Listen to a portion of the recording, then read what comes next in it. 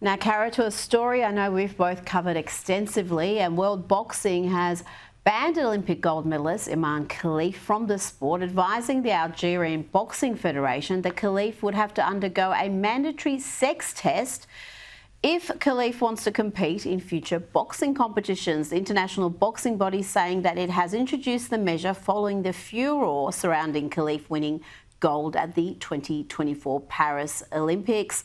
Caroline, I remember at the time there were a lot of people outraged that this was even being talked about, but there was quite obviously something very wrong. Absolutely.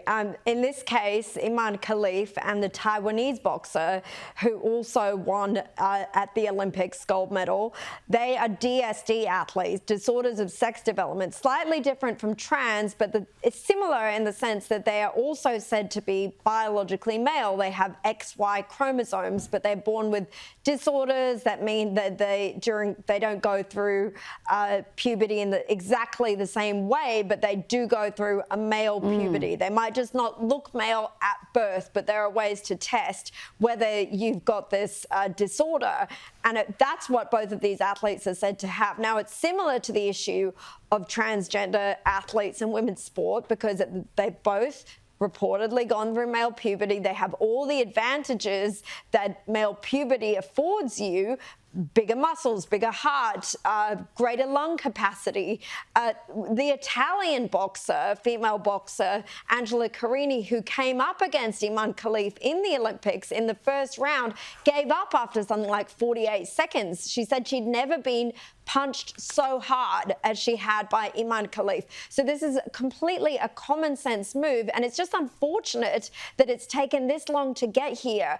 People were like yourself and me were speaking out during the Olympics, and many more people around the world, and we were dismissed by the Olympics committee president Thomas Bach, who called it a culture war issue and said these are women.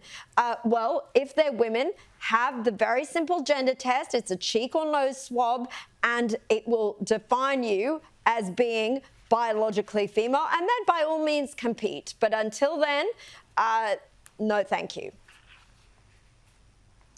Now, Swedish doom goblin Greta Thunberg is in a boat and she's heading to Gaza. Hello, I am currently standing on the Madeleine, the ship that on Sunday, June 1st, will attempt to again sail towards Gaza and to try to break the siege and open up a humanitarian corridor by delivering aid like food and medical supplies. Caroline, what more can you tell me about this expedition? Well, this is the second time Greta Thunberg is hoping to jump on a ship, plan to jump on a ship and head out to Gaza, where frankly I hope she remains and sees what life is really like, especially for women in Gaza. She is on this expedition with this group called Freedom Flotilla Coalition. They set off from Sicily in southern Italy. They're hoping to, as they say, break the Israeli siege on Gaza, deliver aid, raise awareness of the humanitarian crisis there.